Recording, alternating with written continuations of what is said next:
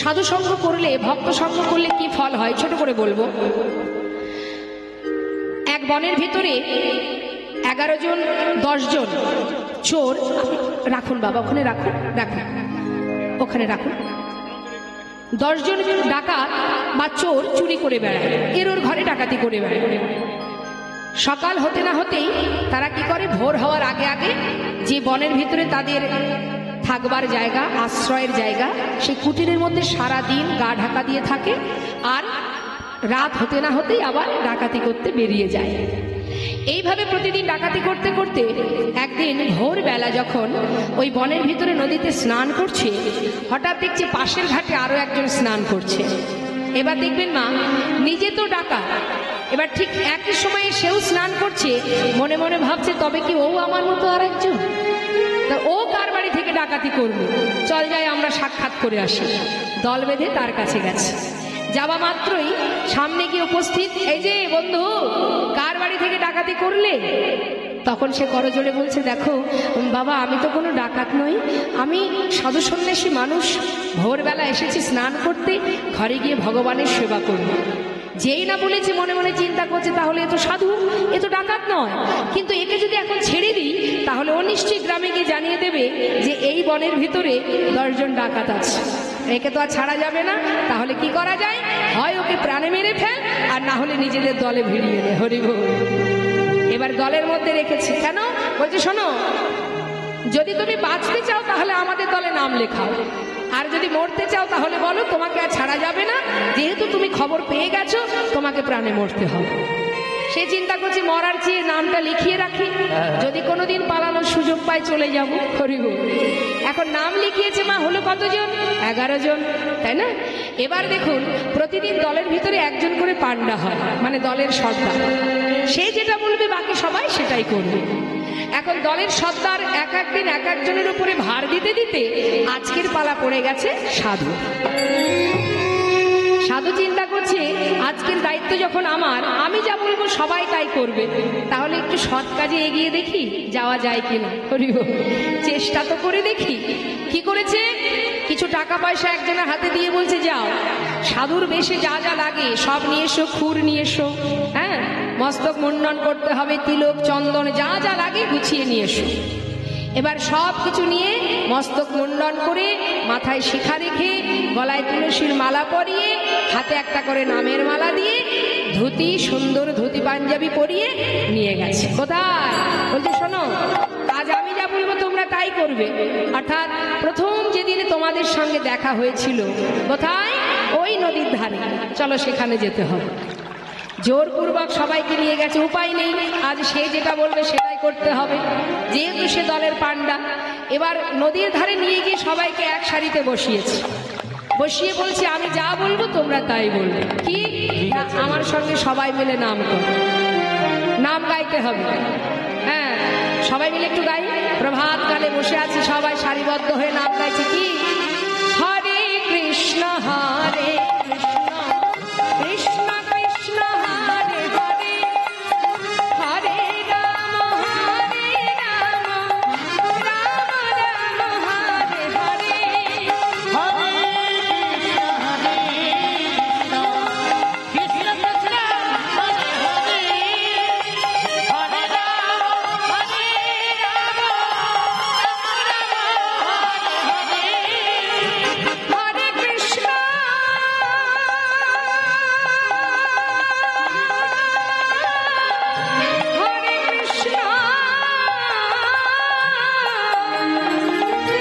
কৃষ্ণ কৃষ্ণ হরে হরে, হরে রাম হরে রাম,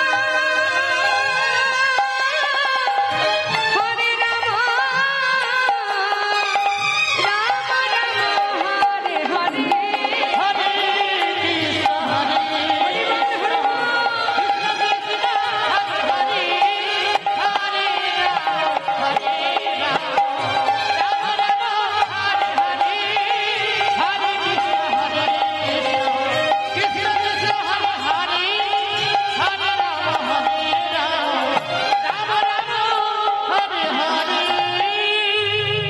প্রভাত কালে এমন সুন্দর হরিনাম শুনে সেই এলাকার রাজকন্যা তিনি দাসী দাসী নিয়ে আজ মনের শখে মানে শখ হয়েছে, হ্যাঁ, মনে আশা হয়েছে নদীতে স্নান করবে। তাই রাজকন্যা আসছে দাসী নিয়ে স্নান করতে। স্নান করতে এসে দেখছে নদীর ধারে এক সারিবদ্ধে 11 জন সাধু বসে বসে প্রভাতী সুরে হরিনাম করছে।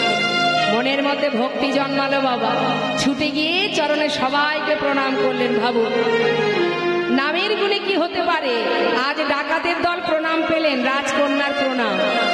প্রণাম করে বললেন, সাধু বাবা আজ আমার মনে বড় বাসনা, আপনাদের মধ্যাহ্নে সেবা দেব। হরি বল হরি বল।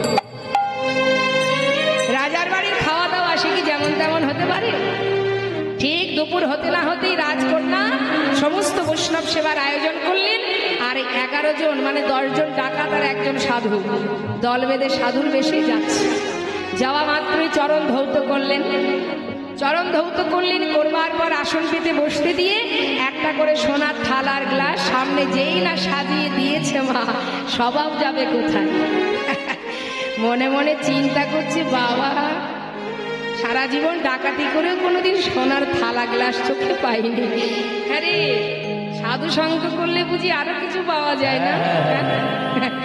এবার সোনার থালা গ্লাস পেতে দিয়ে রাজভোগ খেতে দিয়েছে, যা কখনো পাইনি, জোটেনি। সেবা করেছে উদার পরিপূর্ণ করে। থালা গ্লাসগুলো কি করবে, সে তো আর এটো থালা গ্লাস ফিরিয়ে নেবে না, রাজা নেবে না, যার যার ঝোলার মধ্যে ঢুকিয়ে নিয়েছে। এবার বৈষ্ণব সেবার পরে দক্ষিণা দিতে হবে। বাবাকে বললেন, বাবা কি সেবার দক্ষিণা দেব কি? যাও মা, অনেক মূল্যবান রত্ন আছে, হিরে জহরত, যা পারো যত পারো বৈষ্ণবদের দিয়ে দাও। একটা পাত্রে করে যখন দামি দামি রত্ন নিয়ে হাজির, তখন একে অপরকে বলছে, এদিকা একদিন সাধু সঙ্গ করে যদি এত কিছু পাওয়া যায়, তাহলে সারা জীবন সাধু সঙ্গ করলে নিশ্চয়ই এর থেকে ভালো কিছু পাওয়া যাবে। সত্য কথা, সারা জীবন সাধু সঙ্গ করলে এর থেকে মূল্যবান সম্পদ পাওয়া যাবে। সে হলো আমার প্রাণ গোবিন্দের যুগল চরণ। নিতাই গৌর হরি বল হরি বল। আজ আমাদের চোরাকানায় সাধু হয়েছে কেন? রায় সাধুর সঙ্গ পেয়েছে। এবার আমার নিতাই চাঁদ এই সন্ধান নিয়ে, যার কাছ থেকে সন্ধান নিলেন ইনি কে? শ্রীলা মাধবেন্দ্র পুরী গোস্বামী, যিনি আমার নিত্যানন্দ প্রভু দীক্ষা গুরু। তিনি সবই জানতেন, তথাপি আমাদের মতো জীবকে শিক্ষা দিলেন, যদি গৌরচরণ পেতে হয় আগে গুরুচরণ আশ্রয় করো। গুরুর কাছ থেকে সন্ধান নিয়ে যাচ্ছেন। এবার জাগা জানা তারণ কারণ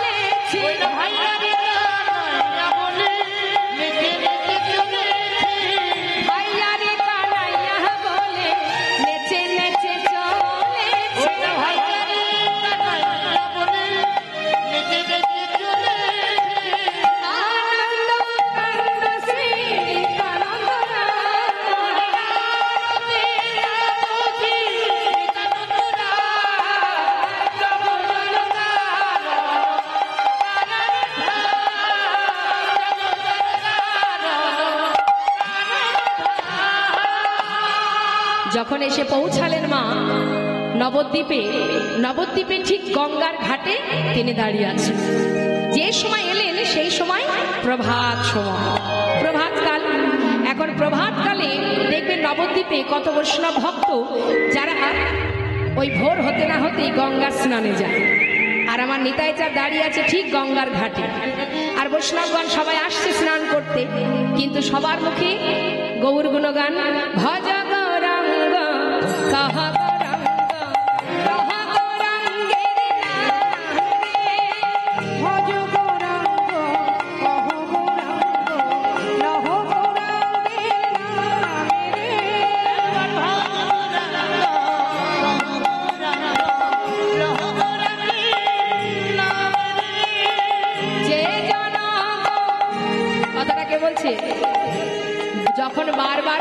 বলছে ভজ গৌরাঙ্গ কহ গৌরাঙ্গ, নিত্যানন্দ প্রভু ছুটে গিয়ে একজনকে জড়িয়ে ধরেছে, এক বৈষ্ণবকে জড়িয়ে ধরে বলছে যে জন গৌরাঙ্গ ভাবে সে হয় আমার প্রাণ রে, যে জন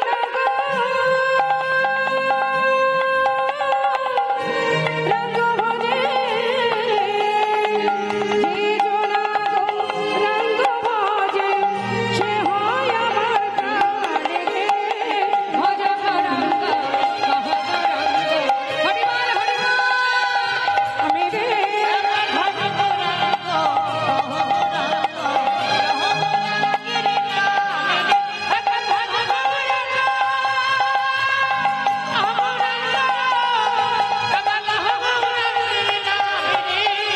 গৌরাঙ্গ কহ গৌরাঙ্গ কহ গৌরাঙ্গের নাম, হরি বল হরি বল হরি বল।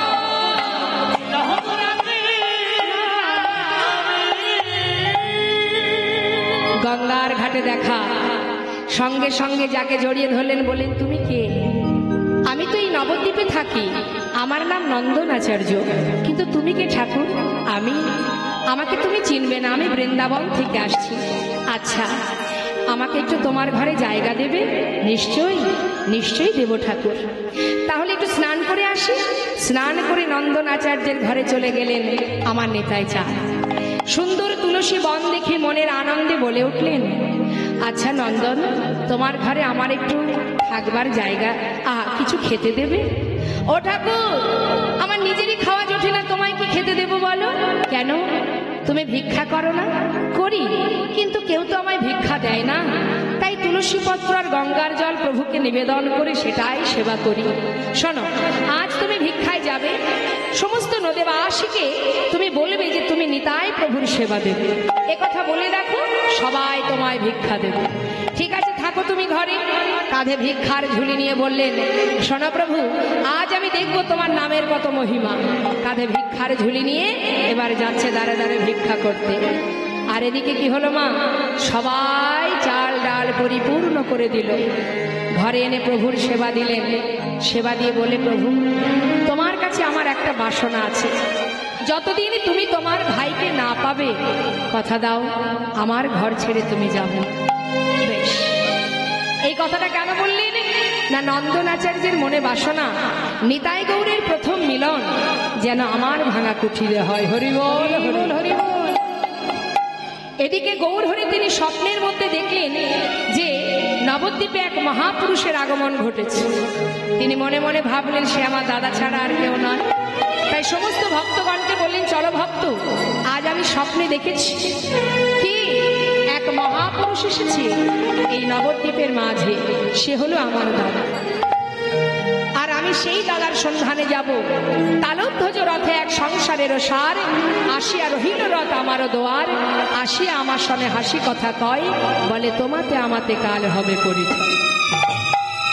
তাই চলো ভক্ত, সবাই আমরা খোল করতাল নিয়ে নাম গাইতে গাইতে নদেবাসী দাঁড়ে দাঁড়িয়ে আমরা দেখব কার ঘরে সেই মহাপুরুষ। সবার কাছ থেকে সমস্ত ভক্তগণকে নিয়ে এবার যাচ্ছে নাম গাইতে গাইতে। আমরা একটু গাইব, সবাই হাত তুলে, সবাই নাম গাইতে গাইতে যাচ্ছি। কোথায় যাব? যেখানে নিতাই চাঁদ আছেন। হ্যাঁ, সবাই গাইব, হরে কৃষ্ণ কৃষ্ণ কৃষ্ণ হরে হরে, হরে রাম রাম রাম হরে হরে, হরে কৃষ্ণ হরে রাম হরে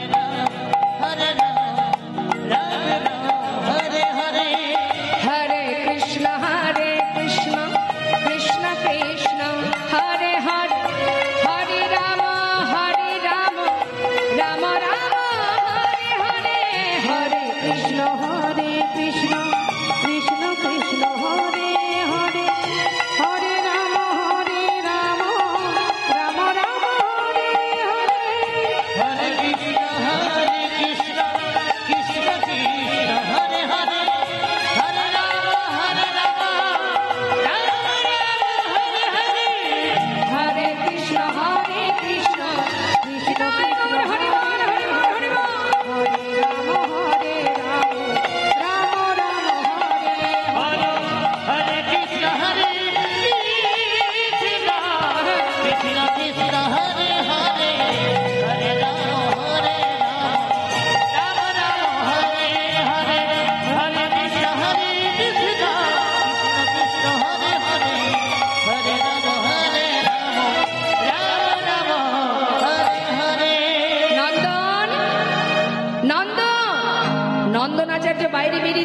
গৌর সুন্দর। এ কি প্রভু তুমি? হ্যাঁ নন্দন, তোমার ঘরে কোনো মহাপুরুষ এসেছে? হ্যাঁ, গঙ্গার ঘাটে দেখা বললো আসবে, আমি এনেছি তাকে। তুমি কি দেখা করতে চাও? হ্যাঁ, আমি তার সঙ্গে দেখা করব, তুমি বাইরে দাঁড়িয়ে থাকবে। যত সময় বাইরে না আসবো তুমি কিন্তু যাবে না। তাই হবে দয়াময়। নন্দন আচার্য বাইরে দাঁড়ালেন, গৌর হরি ভিতরে গেলেন। গিয়ে কি দেখছে? নিত্যানন্দ প্রভু ধুলায় গড়াগড়ি দিয়ে কাঁদছে। কানায় কানায় বলে, কত তীর্থ ঘুরেছি ভাই, অবশেষে নবদ্বীপে এসেছি। এখানেও কি তোর দেখা পাবো না? আর তো বেশি সময় বাঁচবো না রে, চলবার মতো শক্তি আমার নেই। তবে মৃত্যুর আগে কি তোকে একবার দেখতে পাবো না? হঠাৎ গৌরহরি ডাকছে, দাদা দাদা। কে? ধুলা থেকে উঠে দরজার দিকে তাকিয়ে দেখছে গৌরহরি। চিনতে পারছে না মা। সেই অপরূপ রূপ দেখে নিতাই চাঁদ হা করে তাকিয়ে আছে। বলছি, দাদা চিনতে পারছো না? আমি তোমার কানাই। ছুটে গিয়ে কানাই কানাই বলে বুকের মধ্যে জড়িয়ে ধরেছে। আর যেই না জড়িয়ে ধরেছে মা, গৌরহরি বলছে, দাদা তুমি এমন করে কানাই কানাই বলে ডেকো না। কেন জানো? এই জগতে কেউ জানে না আমি হলাম কানাই। দাদা সবাই জানে আমি নদিয়ার নিমাই। গৌরহরির কথা শুনে নিত্যানন্দ প্রভু বলছে, তাহলে তুই শোন, আমাকেও কেউ চেনে না যে আমি ব্রজের বলরাম। সবাই জানে আমি পাগলা নিতাই। সে কি দাদা, তুমিও নাম বদলেছো? বেশ, তাহলে চলো দাদা, বাইরে অনেক ভক্ত আছে, তাদের সঙ্গে তোমার সাক্ষাৎ করাই।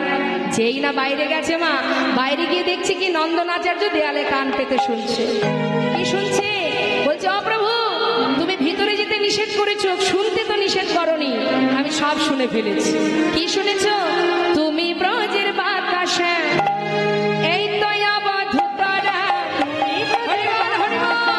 এই তো অবধূতরা, কানাই বলাই নদিয়ায় এসেছে, কানাই বলাই নদিয়ায় এসেছে, কানাই বলাই নদিয়ায়, কানাই তো এসেছে, কানাই তো এসেছে, কানাই তো এসেছে, কানাই তো এসেছে, ব্রজের কানাই বলাই, কানাই তো এসেছে, ভোজের কানাই বলাই তারাই তো ব্রজের কানাই বলাই এবে হলো গৌর নিতাই, ব্রজের কানাই বলাই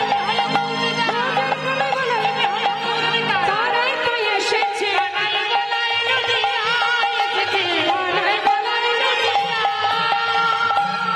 দুই ভাই এলো, একে অপরকে জড়িয়ে ধরলো। মা সচিমা জানতে পারলেন। মা সচিমা যখন জানতে পারলেন নন্দন আচার্যের গৃহে তার বড় ছেলে বিশ্বরূপ এসেছে, ছুটতে ছুটতে পাগলিনীর ন্যায় মা মা ছুটে এলেন, দুই সন্তানকে কোলে নিলেন। আর নন্দনের গৃহে নিতাই গৌর দুই ভাইয়ের মধুর মিলন হলো। জয় নিতাই। লীলা আমাদের এবার বিশ্রাম রাখবো। এরপর আমাদের সুরজিৎ আসছে, আপনাদের মধুর মধুর কৃষ্ণ কথা হরি কথা শ্রবণ করাবে। আসুন আমরা সবাই মিলে দর্শন করব দুই ভাইয়ের মিলন, আর একসঙ্গে সবাই বলবো, সচি মায়ের কোলে বসিল ছেলে গৌরার নিতাই, সচি মায়ের কোলে বসিল ছেলে গৌর নিতাই, সচি মায়ের কোলে বসিল ছেলে গৌরার নিতাই, সচি মায়ের কোলে বসিল ছেলে গৌরার নিতাই। এবার ভক্তগণে বদন হেরে হরি গুণ গায়, ভগবানে বদন ভরে হরি গুণ গায়, গুণ গায়। মায়ের কোলে বসিল ছেলে গৌরার নিতাই। সচি মায়ের কোলে বসিল ছেলে গৌর নিতাই। সবাই হাত তুলে একসঙ্গে বলবো, নিতাই গৌর হরি বল, নিত্যানন্দ বল, শ্রী অদ্বৈত বল, শ্রীবাস গদাধরের বল। নিতাই গৌর হরি বল, নিত্যানন্দ বল, শ্রী অদ্বৈত বল, শ্রীবাস গদাধর বল। হরি বল হরি বল গৌর হরি বল, হরি বল হরি বল গৌর হরি বল, হরি বল হরি বল গৌর হরি বল, হরি বল হরি বল গৌর হরি বল। নিতাই গৌর হরি বল, নিত্যানন্দ বল,